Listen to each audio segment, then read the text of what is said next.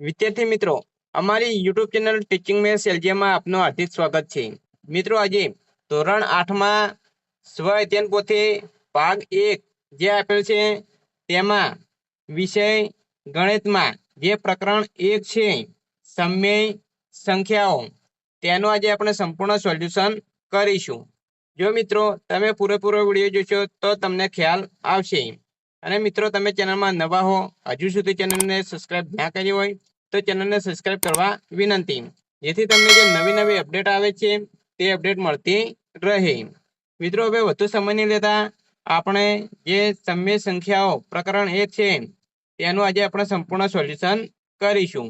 તેમાં અહીં પહેલો પ્રશ્ન આપેલો છે, સાચો વિકલ્પ પસંદ કરી બોક્સમાં લખવાનો છે. તો એ વિદ્યાર્થી મિત્રો, એક પ્રશ્ન આપેલો છે અને 4 ઓપ્શન આપેલા છે. તો 4માંથી જે સાચો જવાબ આવે છે તે અહીં બોક્સમાં આપણે જવાબ લખવાનો છે. તેમાં એ પહેલા આપેલું છે -11/5 ગુણ્યા 1 બરાબર ખાલી જગ્યા. તો -11/5 ને 1 વડે ગુણીશું તો જવાબ આવશે -11/5, જે બી માં આપેલ છે. તો સાચો જવાબ બી છે, માટે અહીં બી ને આપણે અહીં બોક્સમાં લખીશું. તેવી જ રીતે બીજા નંબરે આપેલ છે -3/2 પ્લસ 3/2.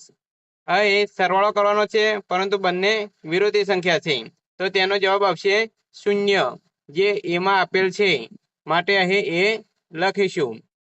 અહીં ત્રીજા નંબરમાં આપેલ છે, અહીં આગળ વિદ્યાર્થી મિત્રો જોઈશું તો અહીં ત્રીજા નંબરનો પ્રશ્ન આપેલ છે, જેમાં 3/7 પ્લસ 2/5 બરાબર 2/5 પ્લસ 3/7 એ સમય સંખ્યાઓના સરવાળા વિશે ખાલી જગ્યા ગુણધર્મ દર્શાવે છે. તો મિત્રો, અહીં ક્રમની અદલા બદલી થયેલી છે, તો એ ક્રમનો ગુણધર્મ દર્શાવે છે, જે ડી માં આપેલ છે, એટલે અહીં જવાબ ડી લખીશું. આગળ ચોથા નંબરમાં જોઈશું -2 ની વ્યસ્ત સંખ્યા. તો એ મિશ્ર સંખ્યા આપેલી છે, જેને અપૂર્ણાંકમાં ફેરવીશું તો 7 દુ 14, 14 ની 1 15, -15/7 થશે, એને વ્યસ્ત -7/15, જે સી માં આપેલ છે, એટલે સાચો જવાબ આવશે સી. પાંચમા જોઈશું -7/2 એ ખાલી જગ્યા સંખ્યા છે, તો જવાબ આવશે સમય, એટલે જે સી માં આપેલ છે. આગળ વિદ્યાર્થી મિત્રો, અહીં 6 નંબરમાં જોઈશું તો 6 નંબરમાં આપેલું છે કે 1/6 અને 3 નો ગુણાકાર કેટલો થાય. તો બંનેનો ગુણાકાર કરશું એટલે 3/6 થશે. 3/6, 3 3 ઉડી જશે એટલે 1/2 વચ્ચે, જે સી માં આપેલ છે, એટલે સાચો જવાબ છે સી, 1/2. 7 16/24 સંખ્યાના સંક્ષિપ્ત સ્વરૂપના છેદમાં ખાલી જગ્યા આવે. હવે વિદ્યાર્થી મિત્રો, 16 ના અવયવ અને 24 ના અવયવો પાડીશું તો 8 8 ઉડી જશે, એટલે 2/3 વચ્ચે, એટલે છેદમાં 3 આવશે. સાચો જવાબ છે ડી. 8 -0.5 બરાબર, તો એ -0.5 એટલે કે -5/10 અને -1/2, બી અને સી બંને જવાબ આવે છે.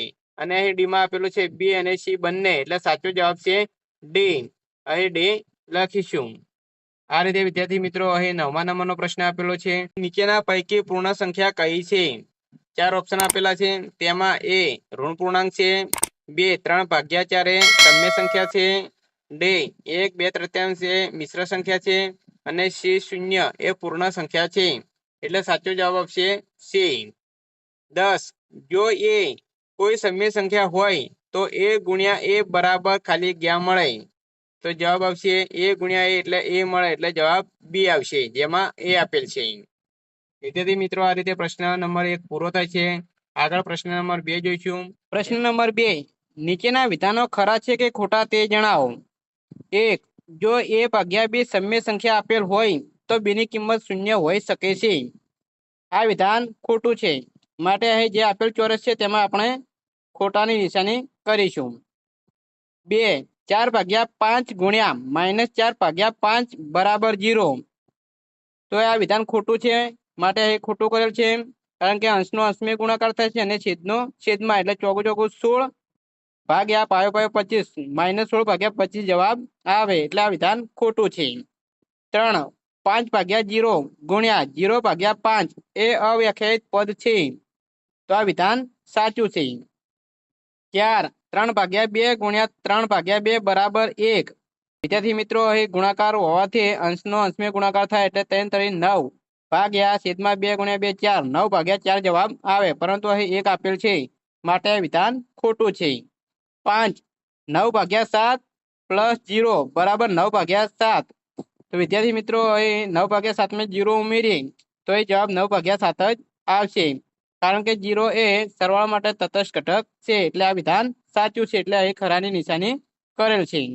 આગળ જોઈશું તો વિદ્યાર્થી મિત્રો અહીં આગળ ત્રીજા નંબરનો દાખલો જોઈશું. અહીં પ્રશ્ન નંબર 3 આપેલ છે તેમાં અહીં સૂચના લખેલી છે કે નીચેની ગણિતીય ક્રિયામાં કયા ગુણધર્મનો ઉપયોગ થયો છે તે જણાવો. હવે પહેલા નંબરમાં આપેલું છે 3 ભાગ્યા 11 પ્લસ માઇનસ 5 ભાગ્યા 9 બરાબર અહીં -5 ભાગ્યા 9 પ્લસ 3 ભાગ્યા 11. તો અહીં a પ્લસ b બરાબર b પ્લસ a આ પ્રમાણે થાય છે એટલે કે અહીં સરવાળા માટે ક્રમનો ગુણધર્મ દર્શાવેલ છે. બીજા નંબરમાં આપેલ છે 5 ભાગ્યા 4 પ્લસ મોટા કૌંસમાં આપ્યું છે -1 ભાગ્યા 2 પ્લસ 3 ભાગ્યા 7 બરાબર અહીં મોટા કૌંસમાં આપ્યું છે 5 ભાગ્યા 4 પ્લસ -1 ભાગ્યા 2 પ્લસ 3 ભાગ્યા 7. તો એ જોઈશું તો a પ્લસ કૌંસમાં b પ્લસ c બરાબર અહીં કૌંસમાં a plus b plus c તો અહીં સરવાળા માટે જૂથનો ગુણધર્મ દર્શાવે છે. આગળ જોઈશું અહીં ત્રીજા નંબરમાં આપેલ છે તેમાં અહીં જોઈશું તો 3 ભાગ્યા 2 ગુણ્યા કૌંસમાં 1 ભાગ્યા 5 પ્લસ 4 ભાગ્યા 7 બરાબર અહીં 3 ભાગ્યા 2 ગુણ્યા 1 ભાગ્યા 5 પ્લસ બીજા કૌંસમાં જોઈશું તો 3 ભાગ્યા 2 ગુણ્યા 4 ભાગ્યા 7. તો અહીં a ગુણ્યા b પ્લસ c બરાબર a ગુણ્યા b પ્લસ a ગુણ્યા c આ પ્રમાણે થશે એટલે કે ગુણાકારનું સરવાળા પર વિભાજન આ નિયમ અહીં વપરાયો છે. આગળ અહીં પ્રશ્ન નંબર 4 આપેલ છે તેમાં સમય સંખ્યાઓના યોગ્ય ગુણધર્મનો ઉપયોગ કરી સાદુરૂપ આપો. અહીં પહેલા નંબરમાં સંખ્યા આપેલી છે 2 ભાગ્યા 9 પ્લસ 5 ભાગ્યા 11 પ્લસ 7 ભાગ્યા 9 પ્લસ 100 ભાગ્યા 11. અહીં ક્રમના ગુણધર્મનો ઉપયોગ કરતા જે છેદમાં 9 9 છે તે બે પદ અહીં જોડે જોડે લાવ્યું છે 2 ભાગ્યા 9 પ્લસ 7 ભાગ્યા 9 અને છેદમાં 11 છે તે બંને જ પદ 5 ભાગ્યા 11 પ્લસ 100 ભાગ્યા 11 નજીક લાવીશું. અહીં છેદ સરખા હોવાથી 9 છેદમાં રહેશે અને 2 પ્લસ 7 થશે પ્લસ અહીં છેદ 11 સમાન હોવાથી 5 પ્લસ 100 બંનેનો સરવાળો થશે તો 9 ભાગ્યા 9 પ્લસ 11 ભાગ્યા 11 એટલે કે 9 ભાગ્યા 9 1 પ્લસ 11 ભાગ્યા 11 1 તો 1 પ્લસ 1 એટલે 2 જવાબ આવશે. આ રીતે વિદ્યાર્થી મિત્રો અહીં દાખલા નંબર 2 આપેલ છે જેમાં અહીં રકમ લખેલ છે કૌંસમાં 3 ભાગ્યા 2 ગુણ્યા 13 ભાગ્યા 9 પ્લસ બીજા કૌંસમાં આપ્યું છે 3 ભાગ્યા 2 ગુણ્યા 7 ભાગ્યા 9. અહીં વિભાજનના ગુણધર્મ પરથી 3/2 અહીં કોમન કાઢીશું તો અહીં વચ્ચે 13 ભાગ્યા 9 પ્લસ 7 ભાગ્યા 9 તો એ 3 ભાગ્યા 2 એમને એમ રહે ગુણ્યા કૌંસમાં છેદ 9 સમાન હોવાથી અહીં 9 મૂકીશું તો 13 પ્લસ 7 બંનેનો સરવાળો કરીશું એટલે 20 થશે 20 ભાગ્યા 9.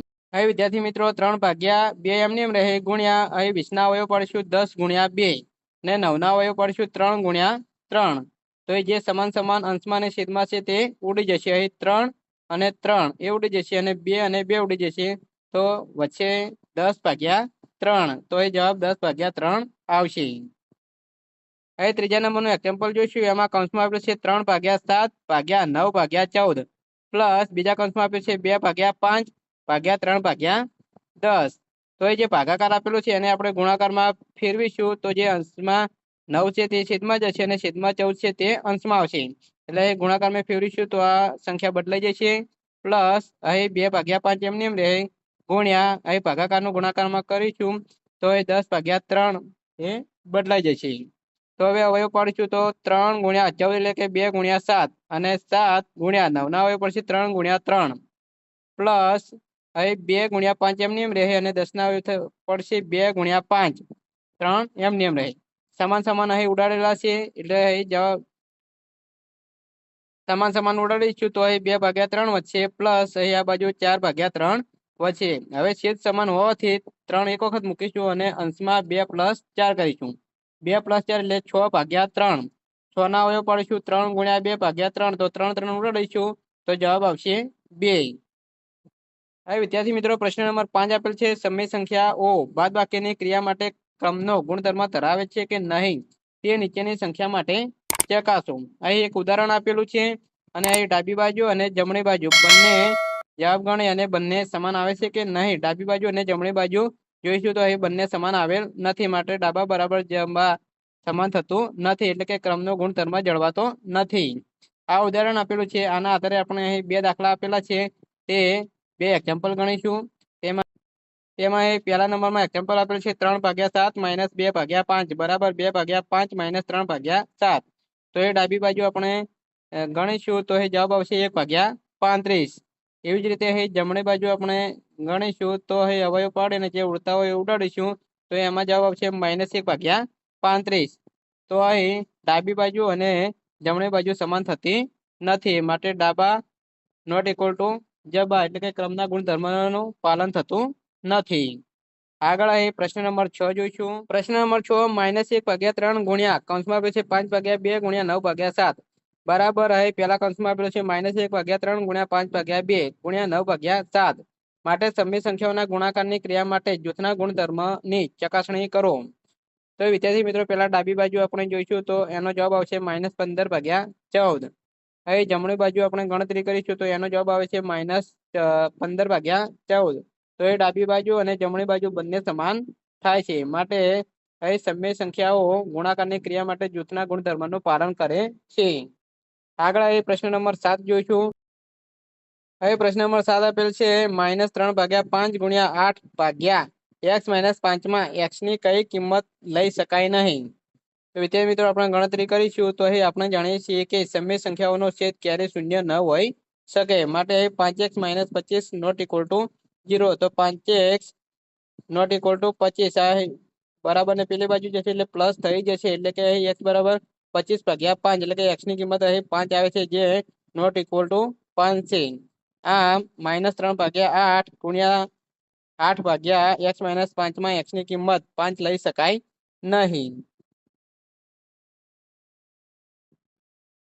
વિદ્યાર્થી મિત્રો અહીં જાતે કરીએ તેમાં અહીં જે એક ટેબલ આપેલું છે તેમાં ટેબલમાં કિંમત મૂકવાની છે, સૂચના આપેલી છે તે તમે સૂચના વાંચી શકો છો અને જવાબ આ રીતે તમે લખી શકો છો.